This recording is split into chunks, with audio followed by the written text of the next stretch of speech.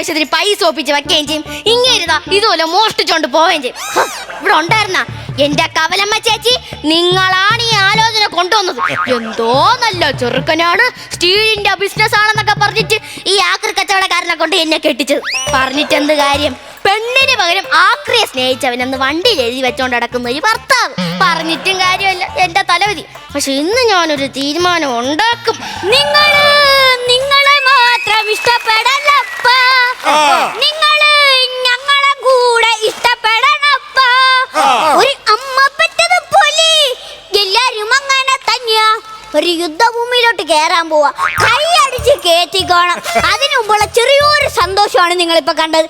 ആരാണ് സന്തോഷം ആഗ്രഹിക്കാത്തത്? ആ നാടൻ പാട്ടിലെ ചക്കിപ്പരിന്തൊന്ന് കളിച്ചു കഴിഞ്ഞെങ്കിൽ ഇങ്ങോട്ടൊന്ന് വാ. എന്റെ പൈസ എടുത്തോണ്ട് നിങ്ങൾ എങ്ങോട്ട് മുങ്ങി മനുഷ്യ? അതിന്റെ അച്ഛൻ ഉത്സവത്തിന് വന്ന് ആനയ്ക്ക് വെള്ളം കൊടുത്ത് അതിന്റെ പൈസ കൊടുക്കാൻ പോയാ. ആനയ്ക്ക് വെള്ളം കൊടുത്ത 25,000 രൂപ കൊടുക്കണോ? അച്ഛൻ ഉത്സവത്തിന് തൃശ്ശൂരിൽ നിന്ന് കൊണ്ടുവന്ന് ഇലക്ട്രിക്കാനെ തുമ്പിക്കാത്തൂടെ ഓസിട്ട് വെള്ളം അടിച്ചു കൊടുത്ത് അതവിടെ നിന്ന് പുകയുക. അവസാനം നിന്റെ അച്ഛനെ കമ്മറ്റിക്കാർ പിടിച്ച് കെട്ടിയിട്ട് 25,000 രൂപ കൊടുത്താലേ വിടത്തോളം എന്ന് പറഞ്ഞു. അതുകൊണ്ട് ഞാൻ പൈസ കൊടുക്കാൻ പോയതാ. അതൊക്കെ പോട്ടെ, നിങ്ങൾക്ക് എന്നെ കുറിച്ച് എന്തെങ്കിലും ഒരു വിചാരം ഉണ്ടോ മനുഷ്യ? നീ അങ്ങനെ മാത്രം പറയരുത്. നിന്നെ കുറിച്ച് വിചാരം ഉള്ളോണ്ടല്ലേടി ഞാൻ എന്റെ സ്ഥാപനത്തിന് നിന്റെ പേരിട്ടത്. വളരെ നല്ല പേര്. എത്ര ദിവസം കൊണ്ട് ഞാൻ നിങ്ങളുടെ അടുത്ത് പറയണേ എന്നെ എവിടെയെങ്കിലും ഒന്ന് കറങ്ങാൻ കൊണ്ടുപോയ. നിങ്ങളെ കൊണ്ടുപോയാ എടി കഴിഞ്ഞ വർഷം നീ ഞാനുള്ള പളഞ്ഞി പോയി ഇവിടുത്തേക്കുള്ള സാധനം എല്ലാം മേടിച്ചത്.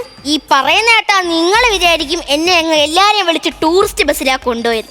എന്നാ അല്ല, ഇവിടെ നിന്ന് പഴനിയിലോട്ട് ആക്രി കൊണ്ടുപോയ ലോറിയുടെ ബാക്കില് ചാക്കിട്ടിരുത്തിയാണ് എന്നെ പഴനി വരെ കൊണ്ടുപോയത്. ഇതുപോലെ പൈസ ലാഭിക്കും ഒരു പിശുക്കൻ. ഞാൻ പിശുക്കൻ തന്നെ. ഞാൻ എങ്ങനെ പിശുക്കി ഈ കാണുന്നതെല്ലാം ഉണ്ടാക്കിയത്? എന്തുണ്ടാക്കിയെന്നാ ഈ പറയുന്നത്? നിങ്ങൾ കേക്കണം. ഞാൻ ഇയാളടുത്ത് പറഞ്ഞ് എനിക്കൊരു ഡബിൾ ഡോറിന്റെ അലമാര വാങ്ങിച്ചു തരേ. ഇങ്ങനെ എന്താണെന്നറിയാമോ? എങ്ങാണ്ട് ചെന്നൊരു സെക്കൻഡ് ഹാൻഡിന്റെ പാട്ട ഫ്രിഡ്ജ് മേടിച്ചോണ്ട് വന്ന് അതിന്റെ ഡോറിന് ബ്ലേഡ് വെച്ച് 2 ആഴ്ച കീറി ഡബിൾ ഡോർ ആക്കി തന്ന മനുഷ്യനാണ് ഈ നിൽക്കുന്നത്. വീട്ടിന്റെ അകത്ത് കയറി നോക്കിയാ പിള്ളേരെ നിക്കറൊക്കെ ഇപ്പൊ ഫ്രീസറിന്റെ അകത്താണ് വെച്ചേക്കുന്നത്. അതുകൊണ്ട് എന്താണ് നമ്മുടെ മക്കള് നിക്കറിടുമ്പോ അവര് കൂളായിട്ട് നടക്കുന്ന കണ്ടില്ലേ? എന്നെ കൊണ്ട് കൂടുതലൊന്നും പറയിപ്പിക്കല്ലേ. പിന്നെ അടുത്ത മാസം എന്റെ മാമന്റെ മോന്റെ കല്യാണവാ. അവർക്ക് എന്തെങ്കിലും കൊടുക്കണ്ടേ? ഞാൻ വരത്തില്ല കല്ലുപ്പന്റെ മോന്റെ കല്യാണത്തിന്. കല്ലുപ്പനാ? നിങ്ങൾ പണ്ട് നടന്നേക്ക് മറക്കണോ ഞാൻ?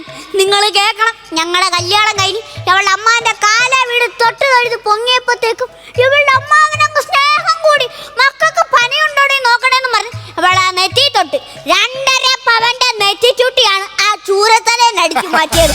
അത് ഞാൻ ഇപ്പോഴും മറന്നിട്ടില്ല.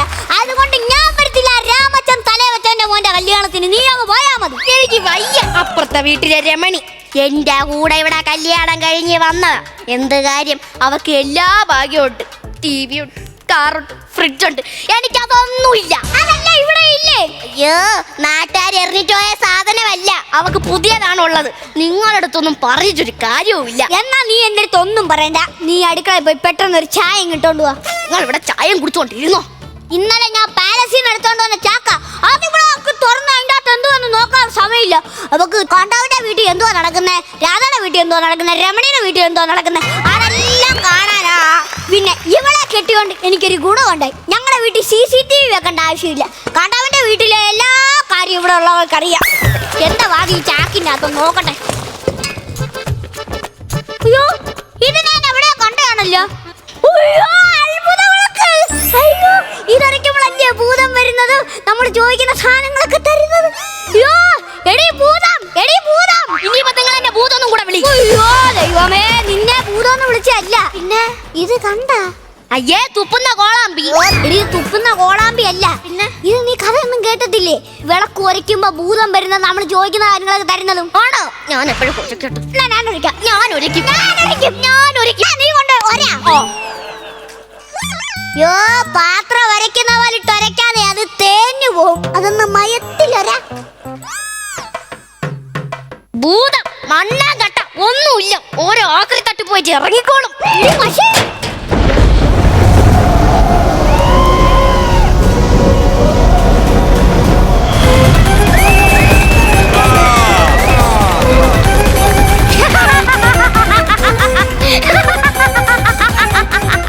ഇനി ഇത് കേറുവാൻ തോന്നുന്നു. അതെന്ത്? നമ്മൾ പറഞ്ഞ കൗണ്ടർ ആരാണ്ട് കേട്ട അതിന്റെ ഇടയ്ക്കൊന്ന് നല്ല ചിരി. അത് അവിടെ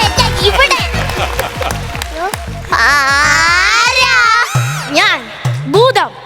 ഇത്രയും നാൾ ഞാൻ ഈ സാധനത്തിന്റെ അകത്തായിരുന്നു, വിളക്കിന്റെ അകത്തായിരുന്നു. പിന്നെ നിങ്ങളെ വിളിച്ചോണ്ട് മാത്രമാണ് ഞാൻ വന്നത്. ഇന്നേ തൊട്ട് ഞാൻ നിങ്ങളുടെ അടിമയാണ്. കണ്ടാടി, ഇതാടി ഭൂതം. അലമ്പാന. അയ്യോ, നിങ്ങളെക്കാട്ടിലും വലിയ അലമ്പനാണ് ഇവിടെ നിൽക്കുന്നത്. പക്ഷെ അങ്ങനെ ഇങ്ങനെ പറഞ്ഞോണ്ടൊന്നും നടക്കൂല നിങ്ങളെ പോലെ കേട്ടോ. എടീ, അത് അലമ്പനാന്ന് വെച്ച അവരുടെ ഭാഷയാ. നീ എന്നെ താക്കാതെ, നീ എന്നെ നോക്കാം. അവനെന്തോ പറഞ്ഞു, നമ്മൾ ചോദിക്കുന്നതൊക്കെ തരുമെന്നല്ലേ പറഞ്ഞേ. ചേട്ടാ നമുക്ക് വീട് ചോരി വന്നടനെ വീഡിയോ വയ്ക്കാൻ പഞ്ചായത്ത് മെമ്പർ അല്ലേ വന്നിരിക്കുന്നത്, മനസ്സിലായോ? മനസ്സിലായി. എന്നാ പിന്നെ നമുക്ക് ഇല്ലാത്തൊരു സാധനം അങ്ങ് ചോദിക്കാം. നിനക്കില്ലാത്തൊരു സാധനം ചോദിക്കട്ടെ. എന്തോന്ന്? ബുദ്ധി. എന്നാ പിന്നെ രണ്ടാൾക്ക് പറയേണ്ടി വരും. എന്തിനാടി? നിങ്ങൾക്കും ഇല്ലല്ലോ. അതെന്തോടെ അങ്ങനൊരു പറച്ചില്? ഓ, നമുക്കിപ്പോ എന്തോ ചോദിക്കാൻ പറ്റും. ചോദിക്കാം. നമ്മൾ പറയണൊക്കെ ഇയാൾ ഇതുപോലെ കേക്കൂ? അതൊക്കെ കേൾക്കും. എനിക്ക് വിശ്വാസം ഇല്ല. എടി, അവൻ വന്നടനെ അടിമയെന്നല്ലയോ പറഞ്ഞേ. എനിക്ക് വിശ്വാസം ഇല്ല. ഏയ് ഭൂതം, നീ വന്നാണ്. ഞാൻ പാത്രം എടുത്തേ. എന്നെ ഒന്ന് കെട്ടിപ്പിടിച്ചേ. ചേച്ചിയെ കെട്ടിപ്പിടിക്കണോ? അത് വേണ്ട, ചേച്ചിയെ കെട്ടിപ്പിടിക്കണോന്ന്. ഭൂതമേ ഞങ്ങൾക്കൊരു 2 ഇല വീടുണ്ടാക്കി തരുമോ?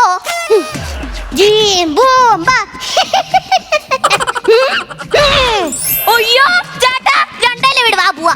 എന്നെ കയറിക്കൊണ്ട് ചെവിക്ക് പിടിച്ച് വെളിയിലിടും. അതെന്ത്? അതാ ഷാജോൻ ചേട്ടന്റെ വീടാ. അയ്യോ, ആരെങ്കിലും വീട് കാണിച്ചു തരാനല്ല, നമുക്ക് സ്വന്തമായിട്ടൊരു 2 നില വീട്.